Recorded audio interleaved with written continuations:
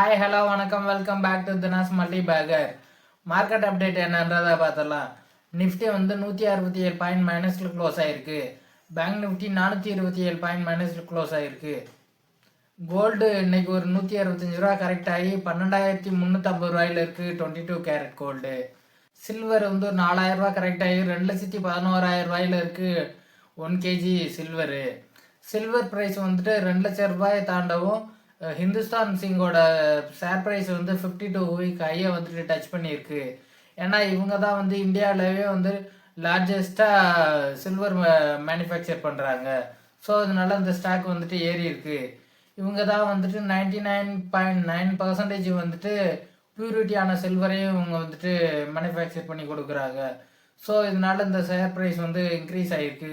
But ஆனால் silver வந்து ஒரு வொலைட்டிலிட்டி மெட்டல் தான். ஸோ அதனால இந்த ஸ்டாக் வந்துட்டு சில்வர் ப்ரைஸ் கூடுனாலும் எப்போ கரெக்ட் ஆகுதோ அப்போதைக்கு வந்துட்டு கரெக்டாக வாய்ப்பு இருக்குது. ஸோ இதனால இதை பார்த்து நம்ம வந்து ஹிந்துஸ்தான் சிங்கை வந்துட்டு கன்சிடர் பண்ண வேணாம். அடுத்ததாக ருபி வந்துட்டு நியூ ரெக்கார்டு லோ வந்துட்டு டச் பண்ணியிருக்கு டாலருக்கு அகெயின்ஸ்டாக.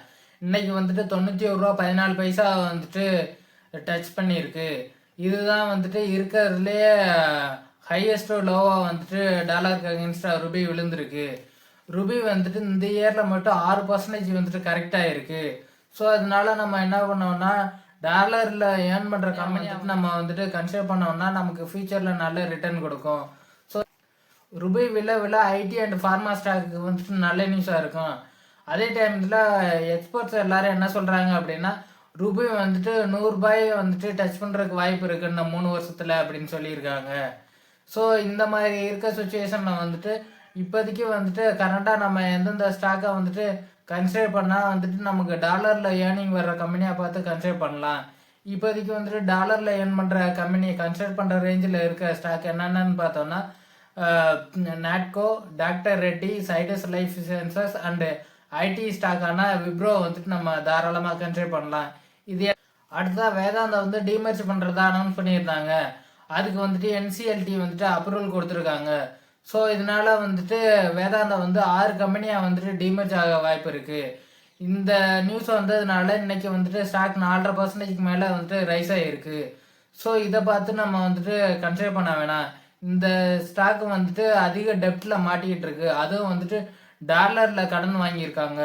ஸோ அதனால வந்துட்டு ருபி கரெக்டாக அவங்களோட கேபிட்டலும் வந்துட்டு அதிகமாகும். அதே மாதிரி இன்ட்ரெஸ்ட்டும் சேர்த்தோம்னா அதிகமாக கடனில் வந்து இந்த கம்பெனி வந்து தச்சரிச்சுக்கிட்டு இருக்கு. ஸோ அதனால இந்த கம்பெனியை வந்துட்டு நம்ம அவாய்ட் பண்ணிடலாம். அதான் ஃபெடரல் பேங்க் ஷேர் வந்துட்டு ஆல் டைம் ஹை வந்துட்டு டச் பண்ணியிருக்கு. இதுக்கு மெயின் ரீசன் வந்துட்டு 27, 28 அண்ட் 28, 29 ஃபினான்சியல் இயரில் வந்துட்டு நம்பர் ஆஃப் லோனில் வந்து அதிகமாக கான்சன்ட்ரேட் பண்ணி நல்லா க்ரோத்தில் இருப்பாங்க. லோனும் வந்துட்டு இன்க்ரீஸ் ஆகிருக்கும் அப்படின்னு சொல்லியிருக்காங்க. அதே டயத்தில் வந்துட்டு இபிஎஸும் வந்துட்டு 5-9% வந்துட்டு ரைஸ் ஆகிருக்கும் அப்படின்னு ஒரு ரிப்போர்ட் வந்திருக்கு. ஸோ அதனால இந்த ஸ்டாக் வந்துட்டு ஆல் டைம் ஹை வந்துட்டு டச் பண்ணியிருக்கு. அண்டு இது இல்லாமல் சில எக்ஸ்போர்ட்ஸ் எல்லாம் வந்து 310 ரூபா வரை இந்த ஸ்டாக் ரைஸ் ஆக வாய்ப்பு இருக்குது அப்படின்னு சொல்லியிருக்காங்க. இதோட பிஇ வந்துட்டு 15 இருக்குது. பட் ஆனால் இதோட புக் வேல்யூ வந்துட்டு 147 தான். ஸோ புக் வேல்யூ நம்ம வச்சு கால்குலேட் பண்ணோம்னா இப்போவே வந்து ஸ்டாக் ஓவர் வேல்யூடாக தான் இருக்குது. ஸோ அதனால இந்த ஸ்டாக்கை வந்துட்டு நம்ம அவாய்ட் பண்ணிடலாம். இந்த ஸ்டாக் வந்துட்டு புக் வேல்யூ கீழே வந்துச்சுன்னா நம்ம கன்சிடர் பண்ணலாம். பேங்கிங் ஸ்டாக்ஸ் எல்லாமே வந்துட்டு நம்ம புக் வேல்யூவை வச்சு தான் கால்குலேட் பண்ணணும். ஏன்னா பேங்க் திவாலாச்சு அப்படின்னா புக் வேல்யூவில் என்ன ப்ரைஸ் இருக்கோ அதை தான் வந்துட்டு நமக்கு ரீஃபண்ட் பண்ணுவாங்க. ஸோ அதனால இது புக் வேல்யூவோட வந்துட்டு ஹையாக இருக்குது. ஸோ அதனால இந்த ஸ்டாக்கை வந்துட்டு நம்ம கன்சிடர் பண்ண வேணாம். ஆல்ரெடி இந்த ஸ்டாக்கை ஹோல்ட் பண்ணுறவங்க தாராளமாக ஹோல்ட் பண்ணலாம். 310க்கு போனாலுமே நமக்கு வந்துட்டு நல்ல ரிட்டர்ன் தான் வரும். ஸோ அதனால இந்த சான்ஸை யூஸ் பண்ணி எக்ஸிட்லாம் கன்சிடர் பண்ண வேணாம். இந்த பேங்க் வந்துட்டு ஃபியூச்சர்லேயும் நல்லா பண்ணும். பட் ஆனால் இப்போதைக்கு நம்ம கன்சிடர் பண்ண வேணாம். அடுத்ததாக கேஇசி இன்டர்நேஷ்னல் வந்துட்டு நேற்று 5% வந்து ரைஸ் ஆகிருக்கு. இதுக்கு மெயின் ரீசன் என்னன்னு பார்த்தோம்னா இவங்க வந்துட்டு 1150 கோடி ப்ராஜெக்டை வந்துட்டு நாங்கள் டீல் சைன் பண்ணியிருக்கோம் அப்படின்னு சொல்லியிருக்காங்க. இதனால தான் வந்து இந்த ஸ்டாக் வந்துட்டு 5% ரைஸ் ஆச்சு. அதே டைம் வந்துட்டு உங்களோட சிவில் இன்ஜினியர் டிவிஷன் வந்துட்டு 150 மெகாவாட் தெர்மல் பிளான்ட்டுக்கு வந்துட்டு உள்கட்டமைப்பு இப்போ பண்ணி கொடுக்கறதுக்கான ஆர்டர் வந்துட்டு இவங்களுக்கு வந்திருக்கு. ஸோ இதனால இந்த ஸ்டாக் வந்துட்டு ரைஸ் ஆகிருக்கு. ஃப்யூச்சரில் வந்து இந்த ஸ்டாக் வந்துட்டு பெருசாக எந்த ஒரு க்ரோத்தும் இருக்காது. ஸோ அதனால் நம்ம வந்து இந்த ஸ்டாக்கை அவாய்ட். அடுத்து மார்க்கெட்டில் நேற்று 2 ஸ்டாக் வந்துட்டு ஐபிஓ அப்ளை பண்ணி லிஸ்ட் ஆச்சு. அதில் ஒன்று வந்து கொர்னார் ரெம்டிஸ், இதில் வந்துட்டு 34% வந்து ரிட்டர்ன் கிடச்சிருக்கு. அண்ட் இன்னொன்று வந்துட்டு வேக் ஃபிட், இந்த கம்பெனியில் வந்துட்டு எந்த ஒரு ரிட்டர்னுமே வரல. இது வந்துட்டு ரிட்டர்ன் இல்லாமல் அப்படியே வந்து ஃப்ளாட்டாக லிஸ்ட் ஆச்சு. இதில் வந்து கொர்னார் ரெம்டிஸ் வந்துட்டு women's health care and cardio diabetes and யூராலஜிக்கு வந்துட்டு மெடிசன் மேனுஃபேக்சர் பண்ணுறாங்க. ஸோ இந்த ஸ்டாக்கு வந்துட்டு நேற்று லிஸ்ட் ஆனதில் 34% வந்து லிஸ்டிங் கெயினாக கிடச்சிருக்கு. அதே டைம் வந்துட்டு 408 ரூபா வந்து ப்ரீமியமாக லிஸ்ட் ஆச்சு. இப்போதைக்கு வந்து இந்த ஸ்டாக்கை நம்ம கன்சிடர் பண்ணலாம்னா கண்டிப்பாக இந்த ஸ்டாக்கை நம்ம வந்து கன்சிடர் பண்ண வேணாம். ஏன்னா இந்த ஸ்டாக் வந்துட்டு இப்போவே ஓவர் வேல்யூடாக தான் லிஸ்ட் ஆகிருக்கு. ஸோ அதனால் வந்து நம்ம இந்த ஸ்டாக்கை கன்சிடர் பண்ண வேணாம். அட் தி சேம் டைம் வந்துட்டு நமக்கு நல்ல லிஸ்டிங் கெயின் கிடச்சிருக்கு. ஸோ அதனால நம்ம இந்த ஸ்டாக்கை வந்துட்டு இப்போவே எக்ஸிட் கன்சிடர் பண்ணிடலாம். அதுதான் வேக்ஃபிட் இன்னோவேஷன் ஐபிஓவில் வந்துட்டு நமக்கு எந்த ஒரு ரிட்டர்னுமே வரல. நம்ம வந்துட்டு இதோட கிரேமார்க் ப்ரீமியமே வந்துட்டு 3% தான் இருந்துச்சு. ஸோ அதனால நம்ம இதை வந்து கன்சிடர் பண்ண வேணாம்னு தான் சொல்லியிருந்தோம். அதே மாதிரி இதுலேயே அந்த ரிட்டர்னுமே நமக்கு வரல. ஸோ அதனால நம்ம இந்த ஸ்டாக்கை வந்துட்டு இதுக்கு மேலேயும் வந்துட்டு ஐபிஓவில் அப்ளை பண்ணியிருந்தீங்க அப்படின்னா நமக்கு இதோட போதும் அப்படின்னு சொல்லிட்டு டெஃபினட்டாக நம்ம எக்ஸிட் கன்சிடர் பண்ணிடலாம். அதே டைமில் இப்போ வந்துட்டு இந்த ஸ்டாக்கை கன்சிடர் பண்ணலாமா அப்படின்னா இந்த ஸ்டாக்கை வந்துட்டு கன்சிடர் பண்ண வேணாம். நம்ம வந்து வெயிட் பண்ணி பார்க்கலாம் இந்த ஸ்டாக் வந்துட்டு எப்படி பெர்ஃபார்ம் பண்ணுது, அதோட டீட்டெயிலில் வந்துட்டு டீட்டெயில்டாக வந்ததுக்கப்புறம் நம்ம வந்து இதை பார்க்கலாம். அடுத்தது ஐசிஐசிஐ ப்ரொடென்ஷியல் ஏஎம்சியோட ஐபிஓ வந்துட்டு இன்னைக்கு தான் லாஸ்ட் டேட் அப்ளை பண்ணுறதுக்கு. இந்த ஸ்டாக் வந்துட்டு இதுவரையும் 16 டைம் வந்துட்டு சப்ஸ்கிரைப் ஆகிருக்கு.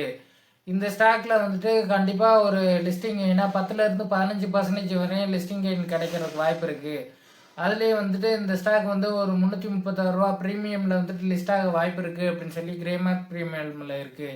ஸ்டாக் வந்து ஐபிஓ அப்ளை பண்ணியிருந்தால் நம்ம வெயிட் பண்ணி பார்க்கலாம். 19ஆம் தேதி வந்து இந்த ஸ்டாக் வந்துட்டு லிஸ்ட் ஆகுது. அப்போதைக்கு என்ன கெயின் கிடைக்குது அப்படின்னு சொல்லி நம்ம வெயிட் பண்ணி பார்க்கலாம். அதுதான் ஐபிஓ பற்றி ஒரு ஆர்டிக்கல் ஒன்று வந்திருக்கு. அந்த ஆர்டிக்கல் என்ன சொல்கிறாங்க அப்படின்னா 84 கம்பெனி வந்துட்டு செபி அப்ரூவல் வாங்கிட்டு ஐபிஓ அப்ளை பண்ணுறதுக்காக வெயிட் பண்ணிக்கிட்டு இருக்காங்க சரியான டைம் பார்த்து அப்படின்னு சொல்கிறாங்க. அதே டைமில் வந்துட்டு இவங்க வந்து 1.1 lakh crore வந்துட்டு மார்க்கெட்டில் ரைஸ் பண்ண போகிறதா சொல்லியிருக்காங்க. இது இல்லாமல் 108 கம்பெனி வந்துட்டு அப்ரூவலுக்காக வெயிட் பண்ணிக்கிட்டு இருக்காங்க. இவங்க வந்துட்டு 1.4 lakhs வந்துட்டு மார்க்கெட்டில் ரைஸ் பண்ண போகிறதா சொல்லியிருக்காங்க.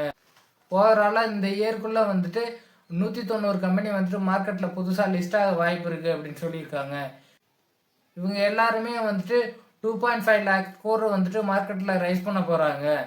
ஸோ இது வந்துட்டு ஐபிஓவில் இதுவரையும் ஓவராலாக இந்த வருஷம் லிஸ்ட் ஆனதில் வந்துட்டு இப்போதைக்கு இருக்க கரண்ட் வேல்யூ படி பார்த்தோன்னா ஒரு ஸ்டாக்கும் வந்துட்டு 9.5% வந்துட்டு ஃபாலில் தான் இருக்குது அப்படின்னு சொல்லி ஒரு அந்த ஆர்டிக்கலில் சொல்கிறாங்க.